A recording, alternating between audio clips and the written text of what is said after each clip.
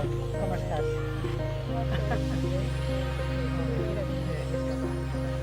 Seiem o què? Sí?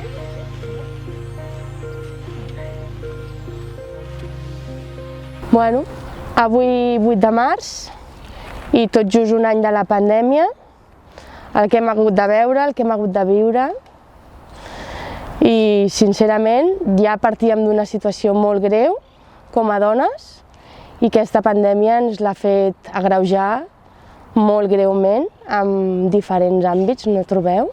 Sí. Realment, bueno, jo al principi de tot vaig connectar molt amb el tema les dones que pateixen violència a casa i que s'havien de veure tancades amb el seu agressor 24 hores o, quan s'han flexibilitzat les condicions del confinament, moltíssimes hores tancades a casa amb el seu propi agressor i les criatures també. Terrible, terrible. Efectivament, ara ja han sortit dades de com han augmentat els casos de violència i moltíssimes impossibilitats per poder-ho denunciar amb certa tranquil·litat quan estaves amb l'agressor a casa.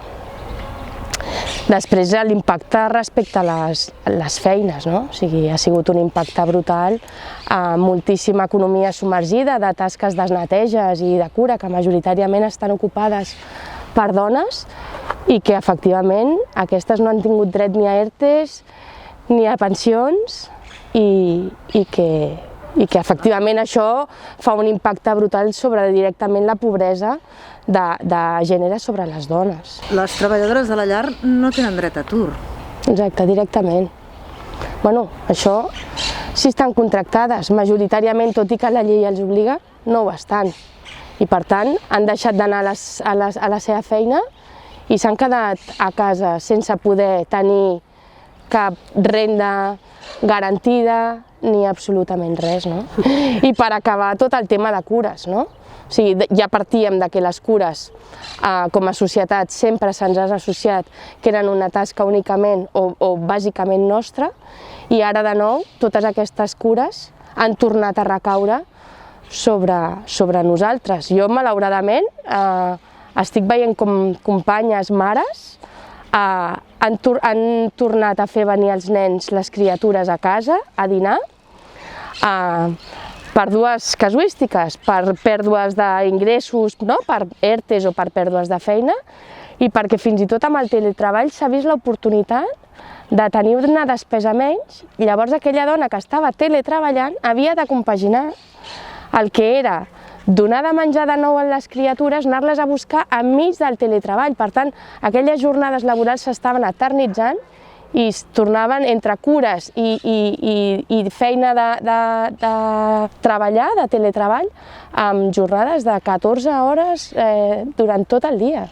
Sí, això sense oblidar totes les persones autònomes i falses autònomes, no? Aquesta precarització, com deies abans, de no poder tenir ERTEs, de no poder tenir subsidis, no? Hi ha moltíssima, una franja molt alta de professionals que, com que a més han hagut de compaginar amb les cures, ho han patit doblement si no tenien una organització familiar o de petita comunitat, no? I que fos de repartiment equitatiu, no?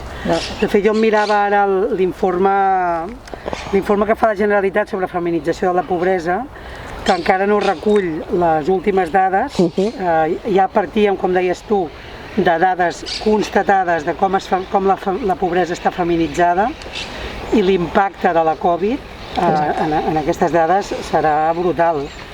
Ja ho sabem perquè ho veiem al carrer, no? Ho veiem quan anem a aturades donaments, quan anem a parlar amb la gent gran que et trobes pel carrer i que t'explica com està patint, no? Gent que està cobrant 300 euros i ha de fer front a tot i potser encara ha d'ajudar els fills, no? Ho saps, però a més tenir-ho amb dades és una prioritat, fer polítiques per revertir això. Jo aquesta pregunta l'he girat i en lloc de dir, o sigui, quan em pregunten quins són els reptes que té pendents el feminisme, jo dic la societat té pendent incorporar la lluita feminista, o sigui, el que la lluita feminista està destapant la societat té pendent que penetri molt més, no només amb totes les persones, sinó també en totes les capes de les institucions i les polítiques públiques que s'han de fer. Exacte. En el sentit de que a mi sí que potser m'agradaria destacar els últims anys del feminisme, que crec que són molt potents, en el sentit de que veníem d'un feminisme de reivindicació de drets cap a una igualtat, però sense destapar clarament els tentacles del patriarcat. I penso que en les últimes dècades s'ha fet com molt més visible fins on arriba el patriarcat, fins on arriba, no? Quan parlem del sostre de vidre, quan parlem de fins a quin punt la normalitat a la que aspirem de vegades és una normalitat que justament s'ha de superar, perquè és una normalitat des del punt de vista patriarcal, no? I jo crec que des d'aquest punt de vista només puc pensar que el feminisme ha de créixer encara més i ha de tenir, és el motor de la revolució que necessitem pel moment que vivim per acabar amb totes les desigualtats, no només amb les igualtats de gènere, sinó amb les altres. Bueno, de fet, quan en el 1857, el 8 de març de 1857, hi ha una manifestació feminista molt important als Estats Units on moren moltes dones, el lema de la manifestació és pa i roses. O sigui, a mi em sembla que són dues paraules molt senzilles però que van al nucli de la qüestió. És el benestar de les persones, el poder tenir una vida digna, no? I una vida digna no es pot tenir quan hi ha unes diferències clares en la societat que venen determinades per si ets home o si ets dona. Això és molt important. I l'altre element que és molt important en aquell moment i que segueix sent important ara és aquest plantejament pacifista que sempre han tingut les feministes i que hem tingut les feministes, no? Per tant, la rosa, el concepte de rosa és concepte de pau, però no pau en el sentit de no guerra, sinó pau en el sentit de convivència. I la convivència només és possible amb perfectes condicions d'igualtat entre homes i dones. Per tant, aquella manifestació que amb un lema tan simple com pa i roses resulta que té molta vigència arrel de tot el que tu ara estaves plantejant, Dolors. Però com podem fer una mica baixar això i arrelar per començar a revertir i garantir tots aquests drets i aquestes desigualtats que estem copsant i encara més amb la pandèmia, no? I que a més hem tingut un discurs, sobretot en la crisi passada, com si els serveis públics no fossin indispensables i que no feia falta reforçar-los tant, perquè és allò amb frases com qui paga la festa i sobretot posant a les dones enmig d'un debat, potser no d'una manera explícita, però clar, si no hi ha un sistema públic que el que fa es responsabilitzi del treball de cures, qui ho farà? Ho faran les dones. I aleshores això és un pes que la societat traspassa a les dones, sobretot el neoliberalisme, és el model patriarcal del capitalisme que el que està fent és dir, les dones ja s'encarregaran. La sanitat, si no està molt reforçada, no passa res perquè les dones ja s'encarregaran. L'educació, si no és potent i arriba a tothom, no passa res perquè les dones ja faran aquestes tasques, que són les que han vingut fent, les tasques reproductives, que han vingut fent les dones al llarg de la història, no? I aquest és un problema que jo penso que hem de posar molt damunt de la taula, és a dir, necessitem uns serveis públics potents perquè el que permetrà és també una societat més justa i per tant una societat d'homes i dones que convisquin, que portin el mateix i no pateixin les dones d'una manera més salvatge, com han vist amb la bretxa salarial, ha tornat a créixer. Les dones majors de 55 anys tenen una bretxa salarial que sobrepassa el 37%. Això vol dir pensions de jubilació, en el cas que hi siguin, recordeu el SOVI, el famós SOVI, en el cas que hi siguin pensions molt baixes, i això vol dir perpetuar la pobresa amb cara de dona.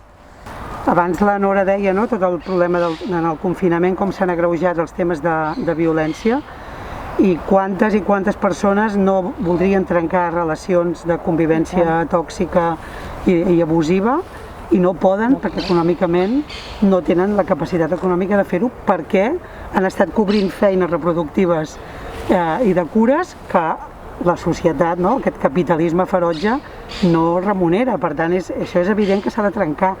Aquest sistema ha de canviar i només es pot canviar des d'aquesta perspectiva feminista i ecofeminista, ja diria, no? Més global.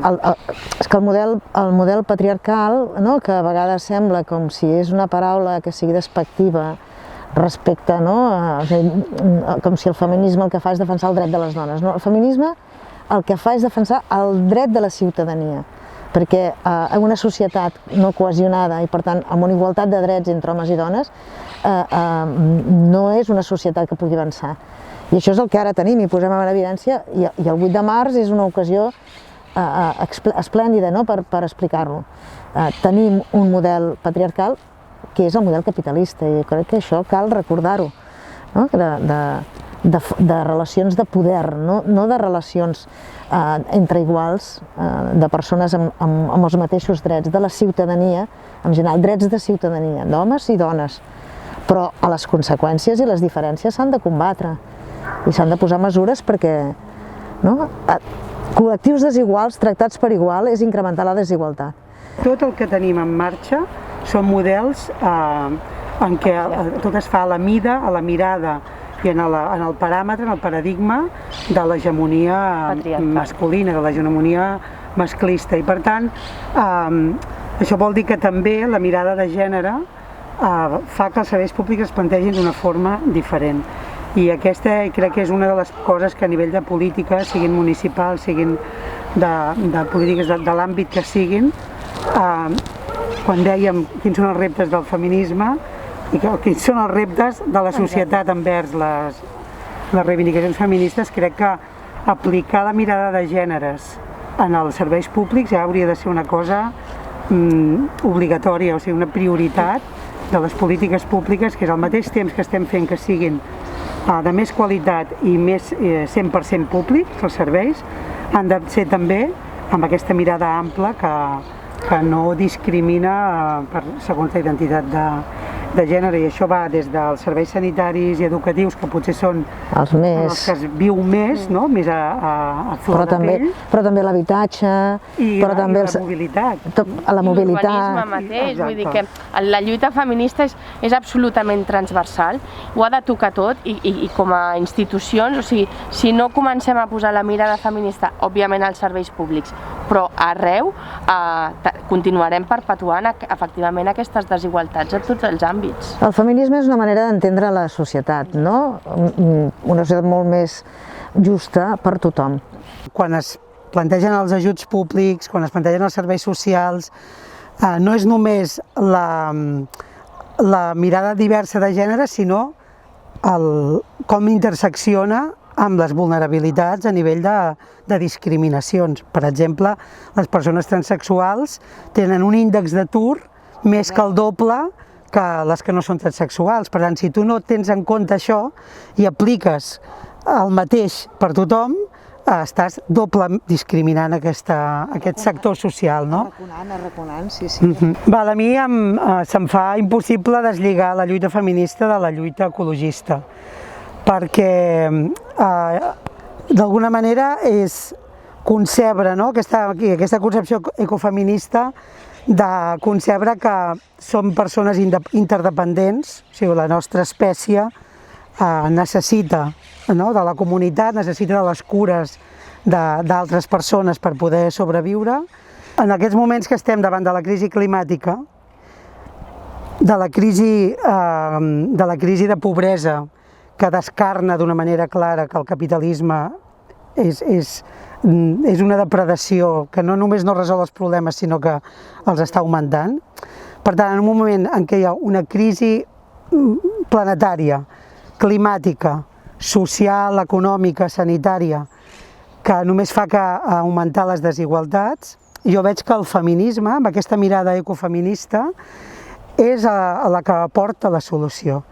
És anticapitalista, és d'unes noves economies feministes que tenen a veure aquesta relació, que tenen cura d'aquesta relació d'interdependència entre les persones i amb el planeta, i que per tant promou una altra manera, un paradigma nou en el que ens relacionem, i que tot el que hem estat parlant fins ara ho té en compte, perquè fixem-nos que què passa en aquest moment és que el que és la reproducció tot el que és la feina de cures i de reproducció, el sosteniment de la vida no compta. O sigui, el capitalisme no té en compte el sosteniment de la vida, ni el sosteniment del planeta. No? I jo penso que justament això és el que uneix aquesta mirada, aquest ecofeminisme, l'ecologisme i el feminisme, que han de salvar el planeta i han de salvar les nostres vides, vull dir, és l'esperança. Per mi és l'esperança. El capitalisme només té en compte el benefici. D'uns quants, el benefici d'uns quants. Efectivament, del capital, no? Diguem, de qui ostenta el poder, no? I això és un model absolutament patriarcal. Cal canviar els models de consum, cal canviar els models de producció, cal canviar el sistema, perquè al final ha de ser un sistema al servei de tota la població i no al servei d'uns quants. Aquest és el model patriarcal, no? I estem entrant en un moment en què fins i tot des d'espais polítics d'extrema dreta profundament neoliberals i profundament capitalistes i profundament patriarcals estan negant el feminisme, o volem fer veure que existeix un feminisme al servei del capitalisme, no? Penso que és molt important, i abans que parlàvem de reptes del feminisme, que és molt important prevenir-se d'aquesta reacció perquè el poder del feminisme és molt alt, l'empoderament de les dones, no? Que som més de la meitat de la població humana. Si estem empoderades i combatives podem canviar-ho tot i per tant l'estatus quo des del seu poder opressor estan intentant acallar, estan intentant fer callar el feminisme i estan intentant fer veure, i estan fent uns relats d'una manipulació molt important, fent veure que existeix un feminisme que no és combatiu amb l'abús de poder. Aquesta negació respecte als drets tant de canvi climàtic com els drets de les persones i de les diversitats, doncs efectivament nosaltres, com dius, hem de fer una lluita i hem de fer aquí una lluita molt contundent contra aquestes entrades i aquest neoliberalisme que nega els drets i nega les majors de... És el negacionisme. És el negacionisme més absolut. Són els que diuen que la pandèmia no existeix, no? Els que diuen que el canvi climàtic no existeix, de tot. Però jo encara veig també el negacionisme sobre la crisi del capitalisme. Per mi és molt important, i ho veig ara, que la crisi econòmica i les reclames de rescat econòmic i de reactivar l'economia estan a l'ordre del dia, però fixeu-vos que els de sempre estan demanant que es reactivi l'economia i que es rescati l'economia amb els esquemes de sempre, que són els que han fracassat. Si els esquemes han fracassat, no podem aplicar els mateixos. I aquí crec que és on el feminisme, que potser és en aquests moments el moviment més actiu, la mobilització més majoritària i més radical contra aquest sistema, crec que és fonamental per evitar tornar a caure en el de sempre, perquè ja tenim els cercles d'economia estan reclamant que l'economia es torni a reactivar fent el mateix. No, l'economia l'hem de reactivar, però des d'una perspectiva d'economia ecologista, d'una economia feminista, cap a aquesta transició ecosocial de l'economia, perquè si no seguirem amb el mateix i seguirem perpetuant un esquema de desigualtat, d'exclusió, i el feminisme jo el veig, jo penso, com deies tu, Carme, que ho és tot, perquè aquest pas abans el feminisme era entès com els drets de les dones i ara ha fet un pas més que és els drets de les dones i un canvi total, un canvi estructural de com funciona la societat per poder sostenir el planeta i poder sostenir les nostres vides amb relacions de dignitat i igualtat, amb dret a l'existència igual per tothom, sigui quina sigui la seva identitat de gènere, sigui quina sigui la seva biologia, sigui quina sigui la seva condició. I per tant hem de rebutjar aquest model que el neoliberalisme, representat per l'extrema dreta, està dient que el dret de les dones, les feministes que defensem el dret de les dones és en contra dels drets dels homes. Aquí ningú va en contra de ningú, va en contra del capital. Va en contra dels privilegis dels homes que sí que com a societat s'han normalitzat, no drets dels homes. Exacte, contra els privilegis. Però són privilegis que estan vistos, que no estan identificats com a privilegis. I aquí jo penso que hi ha una cosa molt important que ha fet el feminisme en els últims anys, que és que ha augmentat la graduació de les mirades sobre el patriarcat, sobre la discriminació, sobre el masclisme, i ha aconseguit que coses que fa uns anys toleràvem com a inevitables o que semblava que formaven part de la normalitat, ara són absolutament... O sigui, ara quan les veiem les identifiquem al moment. S'ha dit molt, no?, que moltes dones que es pregunten com és que llavors no ho vaig dir-ho, i és perquè en aquell moment la societat t'acompanyava a entendre que allò formava part de la normalitat. I en aquests moments això ja ho hem canviat. Per tant, és molt important aquest canvi de paradigma en el que la capacitat de detectar els tentacles del patriarcat i del masclisme en qualsevol àmbit de la vida, en relacions personals, en relacions socials, laborals, acadèmiques, de tot tipus. Ara, diguem, hi ha una mirada de detecció molt més precisa, i això, aquesta feina, és imprescindible i l'ha fet el feminisme i l'ha de seguir fent, perquè encara no hem destapat tot. Encara hi ha moltes coses normalitzades que encara falta destapar. I per això és tan important que el 8 de març, encara que sigui un dia a l'any, no? Hi ha gent que s'escuda dient, hauria de ser cada dia, sí, però el 8 de març arreu del món, perquè és arreu del món, en societats molt diferents, estan sortint, majoritàriament les dones, però també moltes persones, no?, que reconeixen en el feminisme una oportunitat per a aquesta societat que és una mica fagocitària, diríem, no? Avui hem de fer sentir la nostra veu, Ens veiem a la concentració? Sí, d'aquesta tarda, vale? Som-hi. Vinga.